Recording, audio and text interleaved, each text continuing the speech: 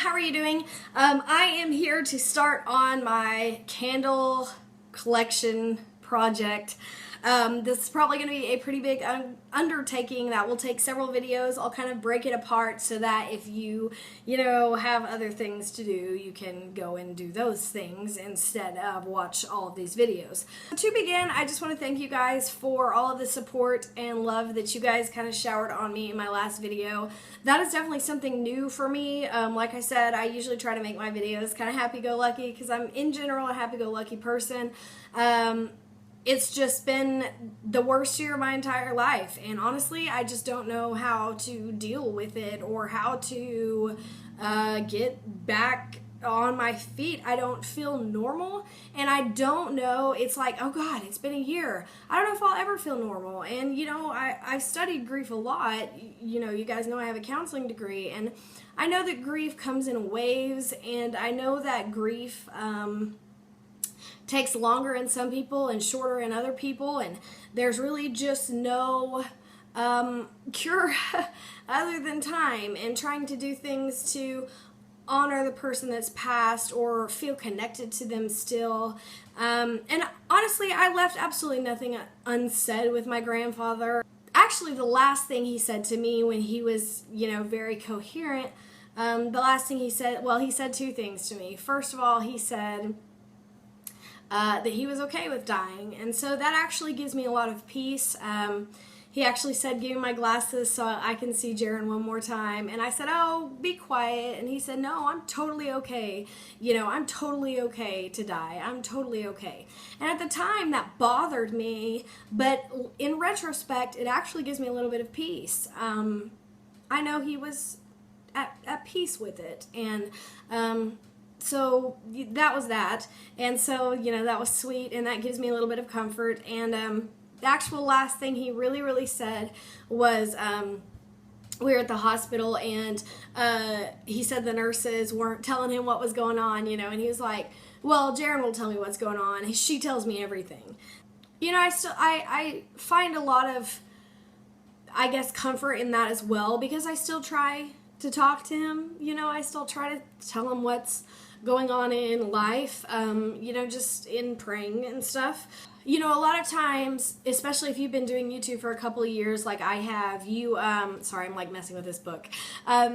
You start to upload videos and you start to really question if people really even care. And like, it's kind of like, does anybody even really care what I have to say?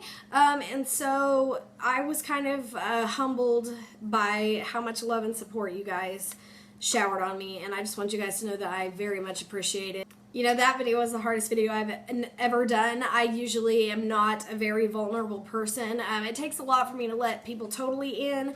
I think I can handle everything by myself, which I know is not healthy, but there's a lot of women and men out there that are just like me in that respect. And so I only show the real me, or as far as just like saying what's really going on with me emotionally, to like very few close friends and family members. And so just putting it all out there online was different and kind of scary, and I still kind of regret it. I still kind of feel stupid for being one of those, oh, I cry on YouTube people, but it is what it is, and there it is. So let's go ahead and start with the candle collection. I have candles in a couple different parts of my house because I'm a candle hoarder. And then I thought I might also show you guys like my candle stuff, like luminaries and things like that. So like I said, I'm going to break this into several parts, and without further ado, let's get started. Okay, so we're going to start with the candles in the bench. She's like obsessively grooming. Like, why do you do this? You're not a cat. Okay, so we're going to start with the candles. Oh, thank you. You're so sweet. Are you grooming me now? Don't groom me. I shower.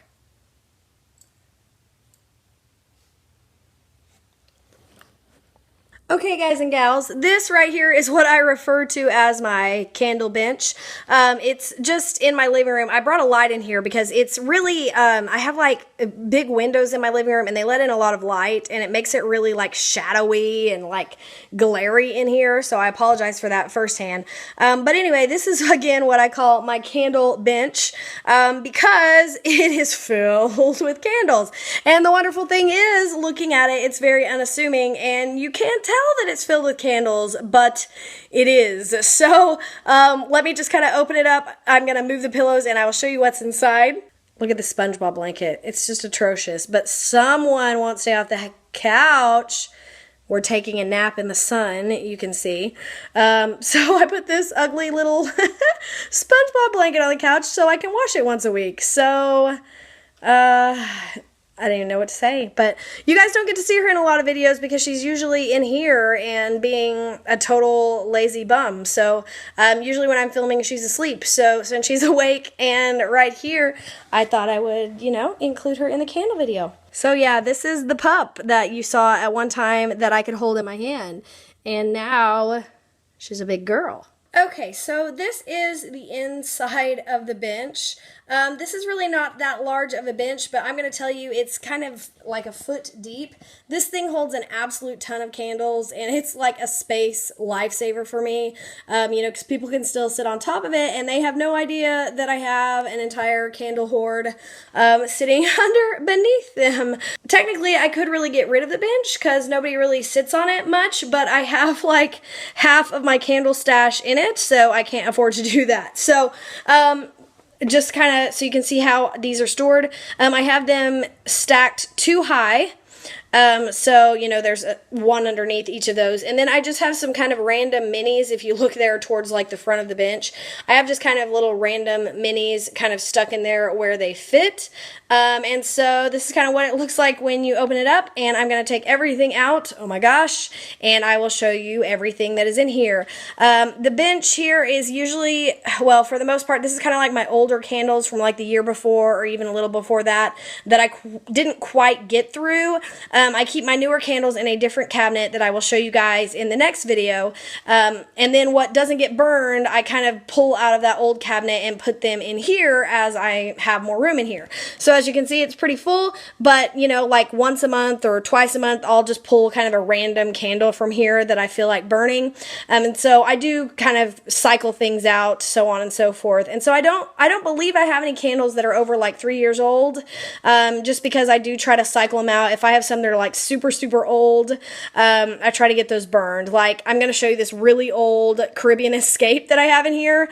As soon as it gets warm enough to burn summer candles, that one is going to be like one of the first to go. So anyway, let's get the candles out of here and I will show you what is in here.